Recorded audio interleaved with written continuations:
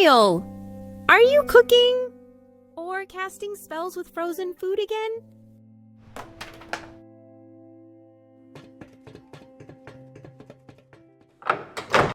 Why does it smell like someone deep-fried sadness in here?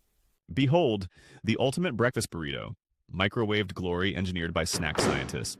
2 minutes, 1 nap, 0 adult supervision, just like my childhood. Breaking news. Local man sets soup, yes, soup, on fire.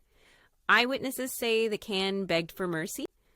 Kyle, you're one kitchen away from being a public safety announcement. Let me get this straight. You put a bowl of soup in the microwave and it caught fire. Kyle, how? It's water with a personality. Hey, every great mind was mocked before changing the world. Einstein, Tesla, insufficient me, intelligence and this detected. breakfast burrito. We're going to be legends.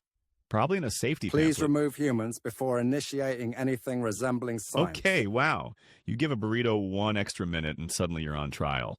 I didn't sign up for a roast session, especially not by a glorified lunchbox with Wi-Fi. The microwave is officially banning you. It filed a restraining order, effective immediately.